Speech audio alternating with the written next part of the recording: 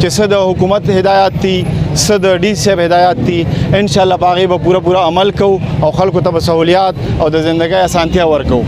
زه د شبکت د عوامو د خلکو شکریا ادا کوم. الله دې له عزت ورکړي څنګه چې دې خلکو ته عزت ورکړي. مجاوزاتو یا مافیا چې کم ده هغې ته کلم کله د خلکو خپله پیغام ورکو چېرې زموږ تاسو نه یې خوښ نو دې خلکو دا مینا محبت دا زه انشاءالله الله دې توفیق راکړي چې زه دې نه بهترین سروس ډیلیور کړم او د بازار نه شبقدر د علاقې نه د دې په ترقۍ کې د دې په دغه کې د حکومت په هدایاتو د ډي سي په هدایاتو باندې موږ عمل وکړو.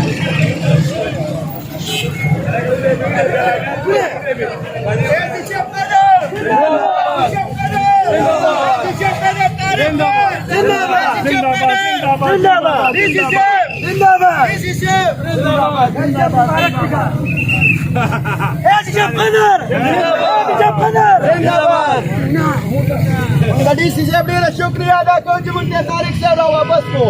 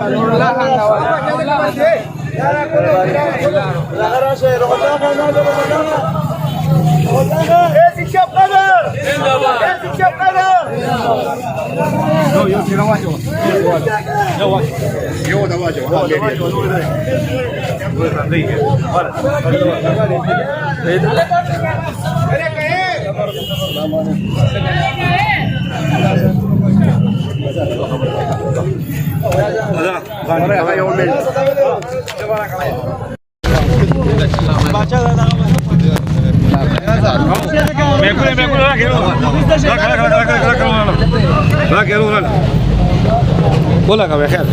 السلام عليكم او كان دبا كده يمدي واجي ولا ولا خير ځان ټیک حساب دې ما ولا ولا ايش يبدا خلکو دا خلکو دا جذبه تاسو ولید تاسو سره محبت ولیدو سبا وای په دې مخابنه ما په خیال دی په دې ټول صوبه کې به تاسو واحد ایسي چې داغه به داسې استقبال شو دی نه سیاسي او سرکاري افسر یې او داغوی په داسې محبت سره داغوی استقبال شو. ما خیال دی تاسو زه د شبکت د عوامو د خلکو شکریا ادا کوم. الله دې له عزت ورکړي څنګه چې دې خلکو ته عزت ورکړي بلکې زما سه حیثیت ته دا خو عوامي حکومت زمونږ وزیر اعلی صاحب او بیا ډسټرک ګورنمنت ډي سي صاحب په هدایاتو باندې مونږ چې څه د خلکو د فائدې کارونه دي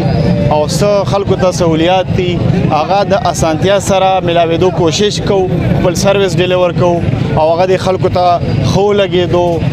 ډېر ورته خو لګېدو ماته یو عزت راکړو زه د هغې شکریا ادا کوم او د دې خلکو دا مینا محبت دا زه انشاءالله الله دې توفیق راکړي چې زه دې نه بهترین سروس ډیلیور کړم او د بازار نه شبقدر د علاقې نه د دې په ترقۍ کې د دې په دغه کې د حکومت په هدایاتو د ډي سي په هدایاتو باندې موږ عمل وکړو او د خلکو ته فایده ورسو. مجاوزاتو یا مافیا چې کم ده هغې ته کلم کله د خلکو خپله پیغام ورکو چېرې زموږ تاسو نه یې خوښ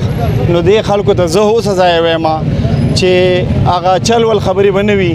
مافیا ده یا دکانداران دي هغې سره زموږ څه کار نشته هغه د خپل شټر نه خپل دکان نه دننه شي